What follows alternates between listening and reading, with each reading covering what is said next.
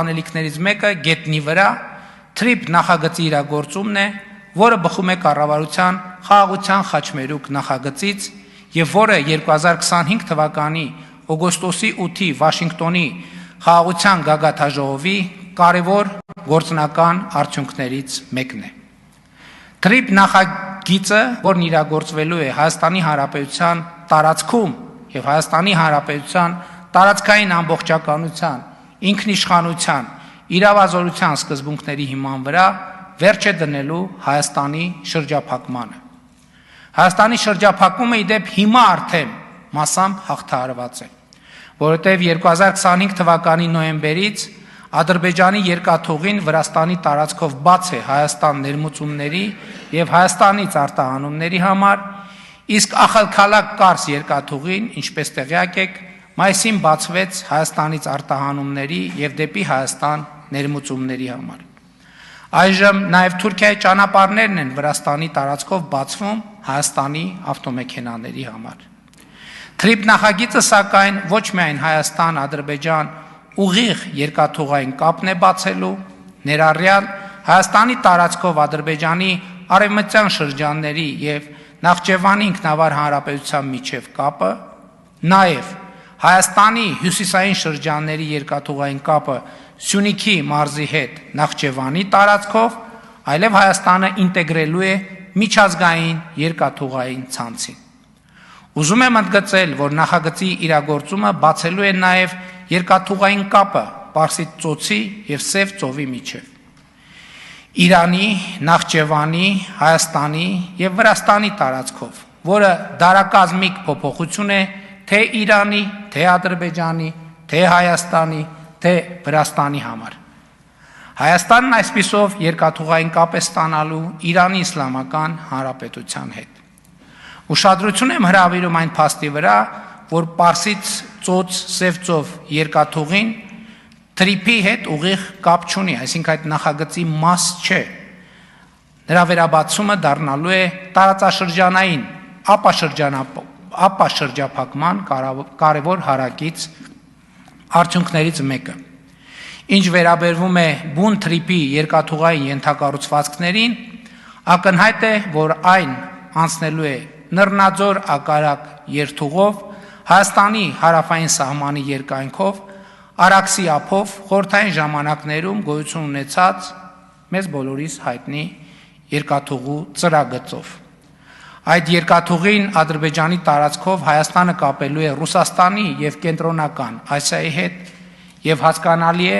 որ դրանով ահռելի բեռնափոխադրումներ են իրականացվելու հատկապես արևելքից արևմուտք։ Այդ բեռներն անխուսափելիորեն անցնելու են թրիփով Նռնաձոր ագարակ երկաթուղիով։ Հասկանալի է, որ ագարակից բեռները մտնելու են Նախճեվան եւ այստեղ է, որ մեզ համար ծագում է մի իրադրություն, որի կառավարումը էական նշանակություն ունի Հայաստանի համար։ Իսկ այդ իրադրությունը հետեւյալն է. խորհրդային ժամանակներում Նախճեվանից երկաթուղին Արտի մարզի երասք բնակավայրով մտել է Հայաստան եւ շարունակվել է մինչեւ Շիրակի մարզի Ախուրիկ բնակավայր, ապա եւ մտել Թուրքիա։ Ու մենք հիմա տեսնում ենք, որ միջազգային ներդրողները ոգևորված լինելով թրիփ նախագծով եւ ներդրումներ անելու մեծ ախորժակ ունենալով երասք Ախուրիկ երկաթուղային հատվածը շրջանցելու ուղիներ են փնտրում։ Փնտրում են սխեմա, որ բեռները Նռնաձոր ագարակ երկաթուղով Նախճեվան մտնելուց հետո դեպի արևմուտք ընթացքը շարունակեն ոչ Հայաստանի երկաթուղով, այլ շրջանցեն Հայաստանի երկաթուղին։ Սա մեզ համար մեծ խնդիր է, որովհետև նման սցենարում Հայաստանը մեծ եկամուտներ, ներդրումներ, պոտենցիալ, աշխատատեղեր, զարգացման հնարավորություններ է կորցնում։ Իսկ ինչու են ներդրողները, բեռնափոխադրողները, ապրանքներ վաճառողներն ու ձեռքբերողները ուզում խուսափել երասք Ախուրիկ երկաթուղուց։ Մի պարզ պատճառով երկաթուղու այդ հատվածը, թեև Հայաստանի լիարժեք սեփականությունն է, գտնվում է ռուսական երկաթուղու կառավարման ներքո։ Իսկ Ռուսաստանի եւ Արևմուտքի բարդ հարաբերությունները, Ռուսաստանի նկատմամբ կիրառվող պատժամիջոցները,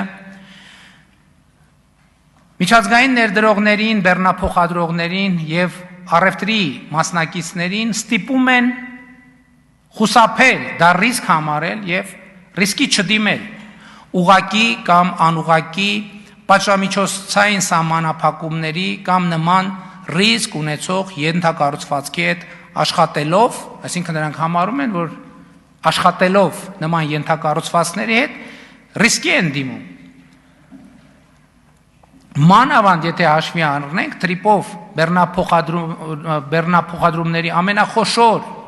հաճախորդները լինելու են այն երկրները, որոնք պատժամիջոցներ են կիրառել Ռուսաստանի դեմ։ Հասկանալի է, որ Հայաստանը ոչ մի առնչություն եւ ազդեցություն չունի Ռուսաստանի դեմ կիրառված պատժամիջոցների հարցում։ Հասկանալի է, որ մենք խնդիր չունենք նաեւ այն փաստի հետ, որ Հայաստանի երկաթուղին գտնվում է ռուսական երկաթուղիների կառավարման ներքո։ Սա մեզ համար որևէ խնդիր չի եղել եւ մենք երբեք այս թեմային չենք անդրադարձել։ Ընդ որում էլի ուզում եմ կրկնել, որ երկաթուղին Հայաստանի սեփականությունն է եւ ընդամենը գտնվում է ռուսական երկաթուղիների կառավարման ներքո։ Ու մենք ոչ մի խնդիր չունենք այս փաստի հետ։ Մենք մեծագույն հարգանքով ենք վերաբերվում Ռուսաստանի Դաշնությանը եւ նրա շահերին,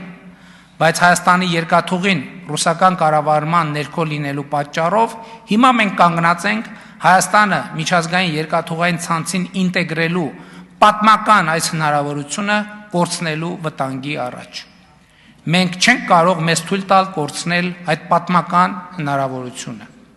Այս է պատճառը,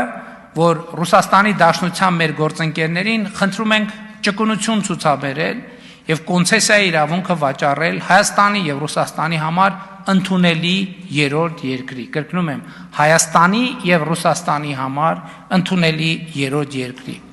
Ընդ որում, բոլորիդ ուշադրությունն եմ հրավիրում այն փաստի վրա, որ այս համանգամանքներում ավելի է ակտիվացել Թուրքիայի տարածքում Կարս Դիլուջու, այսինքն Կարսից Նախճեվան երկաթուղու կառուցման ընթացքը։ Հասկանալի է, որ մենք չենք կարող արգելել կամ արգելակել այդ երկաթուղու կառուցումը եւ պետք է առերեսվենք այն փաստի հետ, որ երաս ախուրիկ երկաթուղին պետք է մրցակցի Դիլիջու Կարս երկաթուղու հետ եւ սրա համար մենք պետք է հնարավորինս արագ երաս ախուրիկը բերենք մրցակցային լավ վիճակի եւ հետագայում էլ ապահովենք երկաթուղու կողմից ծառայությունների բարձր որակը եւ մրցունակ գինը։ Եվ ահա այս ամենի կարևորության գիտակցումն է, որ հանգեցրել է կառավարության քննարկվող ծրագրի հետեւյալ ձևակերպմանը, որը կարող եք գտնել ծրագրի 4-րդ բաժնում։ Մեջբերում եմ։ Երկաթուղու հավատարմագրված կառավարման համակարգը վերանայվելու է այնպես, որ չխոչընդոտի Հայաստանի Հանրապետության միջազգային տրանսպորտային համակարգի ինտեգրման այն պատմական հնարավորության իրականացմանը, որը ստեղծվել է։ Մենք շարունակելու ենք աշխատանք այս ուղղությամբ եւ Ռուսաստանի մեր գործընկերներին կրկին խնդրում եմ հնարավորինս արագ հասնել այս խնդրի բարեկամական լուծմանը։